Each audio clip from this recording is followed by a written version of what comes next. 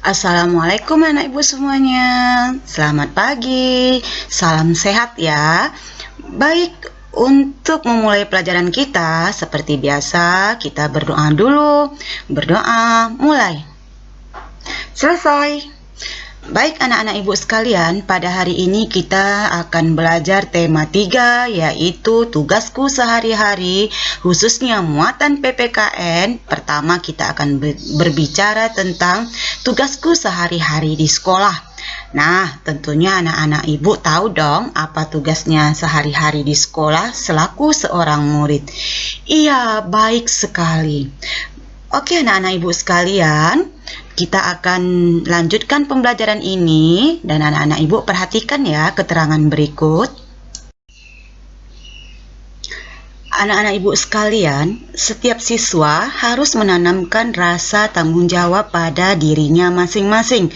Tanggung jawab siswa sebagai pelajar adalah belajar dengan baik, mengerjakan tugas sekolah yang sudah diberikan kepadanya, disiplin dalam menjalankan tata tertib sekolah.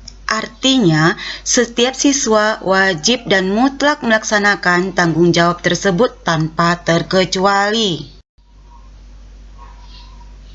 Seorang murid atau pelajar memiliki peran yang sangat penting yaitu untuk belajar dan juga tujuan belajar untuk memberikan ilmu kepada siswa atau pelajar tersebut.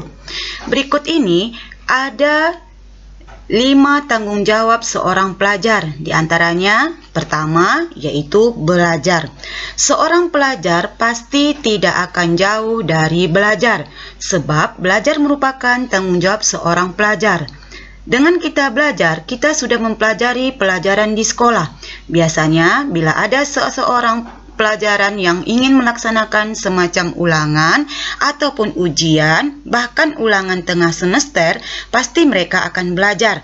Padahal belajar tidak hanya dilakukan hanya setiap kali ingin ulangan atau ingin ujian dan sebagainya. Seharusnya setiap hari kita harus bisa belajar mengulangi pelajaran-pelajaran atau materi secara baik. Kedua, mengerjakan PR. Merupakan tanggung jawab seorang pelajar setelah belajar yaitu mengerjakan PR. Biasanya, pelajar atau seorang murid sangat tidak menyukai PR yang diberikan oleh guru di sekolah. Padahal, mengerjakan PR di rumah itu sangat bermanfaat.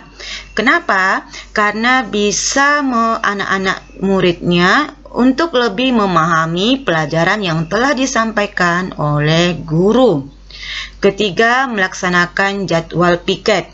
Melaksanakan jadwal piket merupakan contoh tanggung jawab seorang pelajar di sekolah. Mereka di sekolah sudah ditugaskan masing-masing piket setiap harinya. Misalnya, si A piket hari Rabu dan si B piket hari Sabtu. Biasanya, pelajar melaksanakan piket merupakan menyapu halaman kelas, membuang sampah, mengepel lantai, membersihkan selokan kelas, dan masih banyak lagi. Ini harus dilakukan oleh para pelajar sekolah yang bertujuan untuk berpartisipasi dalam membersihkan lingkungan kelas dan sekolah dalam kebersamaan.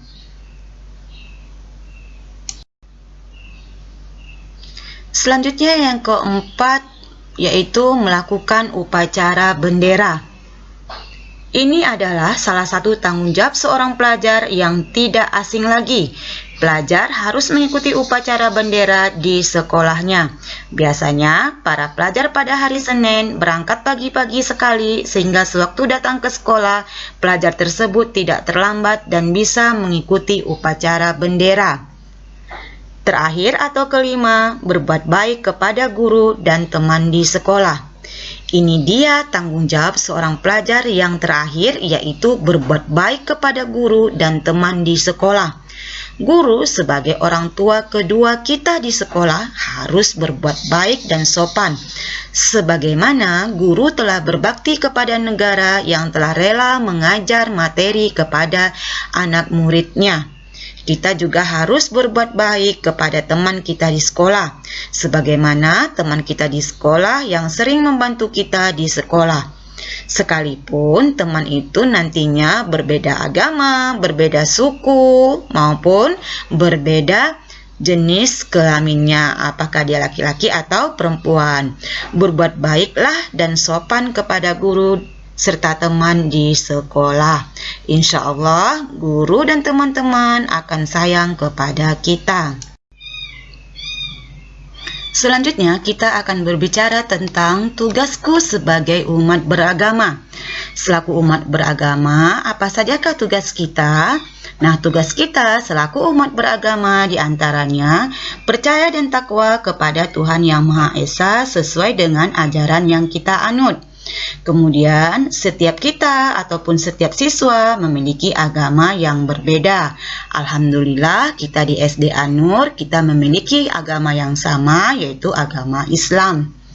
Selanjutnya, setiap siswa juga bebas melaksanakan ajaran agamanya. Saling menghormati antar umat beragama, sekalipun memiliki tata cara yang berbeda dalam menjalankan ibadah. Kemudian, kita tidak boleh memaksakan suatu agama kepada orang lain. Dan tugas siswa adalah menjaga kerukunan antar umat beragama.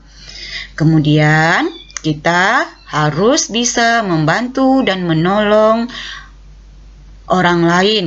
Di dalam bergaul, kita juga tidak boleh membeda-bedakan dengan umat beragama yang lain.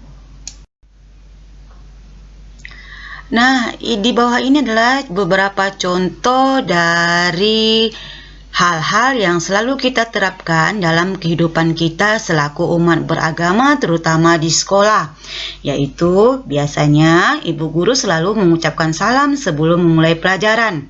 Kemudian, semua siswa selalu menjawab salam bu guru. Ibu guru bersama siswa selalu berdoa sebelum dan sesudah mulai pelajaran. Kemudian, siswa selalu memberikan pertolongan kepada teman yang membutuhkan uluran tangan atau pertolongan sekalipun teman mereka berbeda keyakinan. Kemudian masih banyak lagi contoh-contoh kecil yang selalu kita lakukan sebagai umat beragama.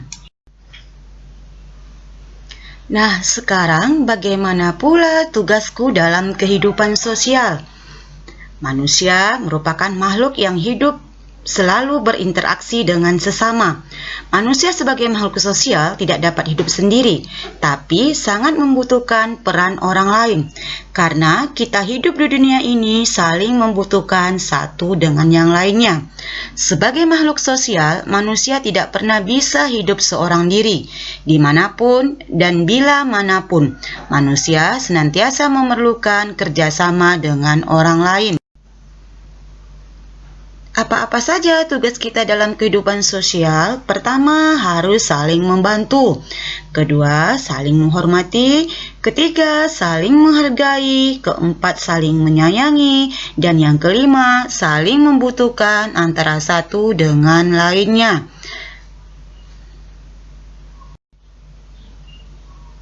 Contoh sederhana sebagai makhluk sosial yang merupakan saling membutuhkan, tidak dapat hidup sendiri, membutuhkan orang lain agar tetap hidup, kemudian selalu melakukan sebuah interaksi atau berhubungan dengan komunikasi, itu diantaranya bisa kita lihat pada contoh membantu orang tua, menjenguk teman atau tetangga yang sakit, membantu tetangga yang sedang kesusahan, bergotong royong membersihkan lingkungan, dan bagi seorang siswa tidak boleh mencontek saat ulangan ataupun ujian. Nah, kira-kira ini saja yang dapat Ibu sampaikan pada pembelajaran kita hari ini. Semoga bermanfaat dan insya Allah dapat kita terapkan dalam kehidupan kita sehari-hari. Semoga kita semua menjadi hamba Allah yang berguna dan bermanfaat, baik bagi diri sendiri, keluarga, maupun orang lain. Amin, amin ya robbal alamin. Sebagai penutup, seperti biasanya, kita akhiri dengan ucapan Assalamualaikum warahmatullahi wabarakatuh. Sampai ketemu lagi anak-anak Ibu sayang. Dan ingat, anak-anak Ibu tetap jaga protokol kesehatan, yaitu jangan lupa cuci tangan, gunakan masker, kemudian jaga jarak jika anak-anak Ibu berada di luar rumah. Ibu tidak akan pernah bosan-bosannya mengingatkan anak ibu agar kita semua, khususnya anak-anak ibu, dalam keadaan sehat dan tetap semangat sehingga bisa menerima pembelajaran dari ibu. Sekali lagi ibu ucapkan Assalamualaikum anak-anak ibu sayang. Sampai ketemu lagi. Salam sayang dari ibu semua untuk anak-anak ibu.